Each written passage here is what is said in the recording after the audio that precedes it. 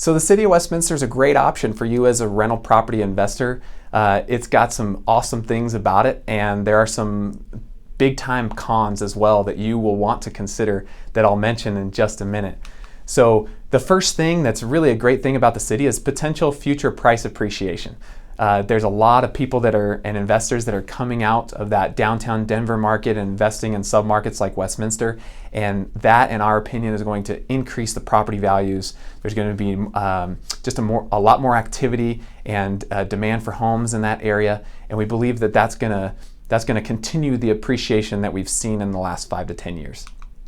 Number two is diversity in the type of housing stock. So as an investor, you kind of want some options, and the City of Westminster has them. So you've got single family, low end, Class C, you've got super high end single family homes, you have some multifamily, some condos, some townhomes.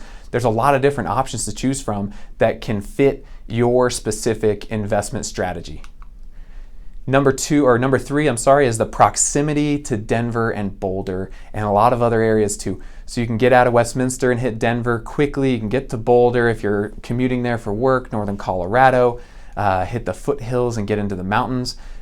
Tenants really like that. And so if you can find a property in Westminster, it could be a great selling factor, the proximity to these prospective tenants.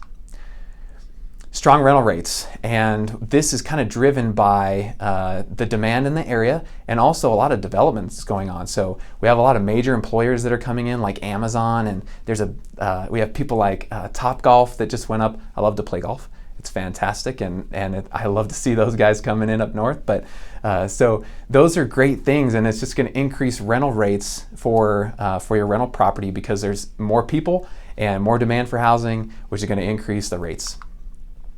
So one of the drawbacks, or number one on our con list, is the schools. A little bit older schools. The education system isn't quite as good as some of the neighboring cities, which is okay, but tenants definitely take these things into consideration when they're shopping for housing. And so keep that in mind when you're looking for a rental property in the City of Westminster.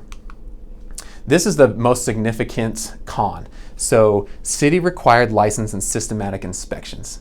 It's a huge deal to you as a landlord, and you need to understand this.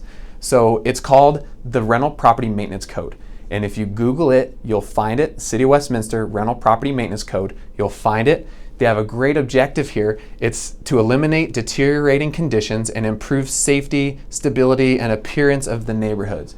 That's fantastic. I think it's a great objective. I think they have wonderful intentions behind the program, but it is a little bit of a hassle, and you just need to understand everything that is kind of built into the program. So here's some requirements. The rental code requires rental property license and registration of all residential rental properties or rental dwelling units within the City of Westminster. Directly from their website is where this came from. And that's kind of a big deal. You have to go through the process of getting a license and registering your property. So just take these things into consideration as you're looking at areas to invest in. Westminster is not the only municipality that has this type of program. There are other cities and other locations that have it.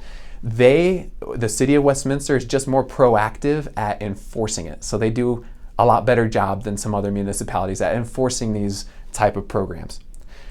Your property is going to be systematically inspected if it meets certain criteria. One of the criteria is down here. So if you have 4 or more units in one condo or townhome community and you are one entity, they're going to inspect your units. And there are other properties as well that meet the systematic inspection requirements. You can find those on the City of Westminster's website. Re-inspection and then consent forms from the tenant. So the city comes in, they inspect, then they have to go back, re-inspect to make sure all the issues are fixed. And on all the inspections, you need to get consent forms from your residents signed so that they can enter the unit. Here's some violations that they've cited, and this is an actual report. And so everything that I've kind of mentioned and these violations come directly from this. This is what that will look like, 2 or 3 pages. And here are some things that are in there. The bulb is missing from the mechanical closet light fixture. Smoke alarm is missing, which is a really great catch. Cabinet floor underneath the kitchen sink is warped. Kind of ticky-tack, in my opinion. A couple of these things. Excessive grease present on the underside of the range hood. And so these things would all be caught in an interior inspection. So if you're a great landlord or a property manager and you're doing routine interior inspections annually or more frequently throughout the year, you'll catch these things and you'll do them, but the city's maintenance code is kind of doing it for you. The inspectors are trying to do that for you. This is the one that's hardest to swallow. There's mold present in the tub caulking. So maybe it's not mold. It might be mildew or a mold-like substance, but the fact that they stated that there's mold present kind of puts you as a landlord in a liability position, in my opinion. And another thing to mention here is, what if the tenant is standing right behind the inspector? They're going to be concerned. Now there's a potential safety or health issue, and it could get escalated and potentially cost you as a landlord a lot of money. So these are real examples of things that are in these reports. There are a lot of very valid things that are in there that do need to be corrected. However, there are some things in there I think that could potentially cause you some headaches as a landlord. So it's complex. The maintenance code is complex.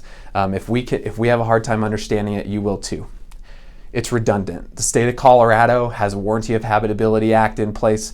The state sets certain standards that investors need to meet, property owners need to meet, and if the property does not meet that standard, it's not habitable. So we believe that the rental property maintenance code that Westminster has is quite redundant. And it's additional expense to the landlord. Your time is not free. And especially as you gain more properties and it becomes harder to manage, it's tough. You have to take time to go out and inspect with them, or fix the issues that are there, re-inspect. So it does take a lot of time and effort. And because of the rental property maintenance code primarily, we're going to rate the City of Westminster a D.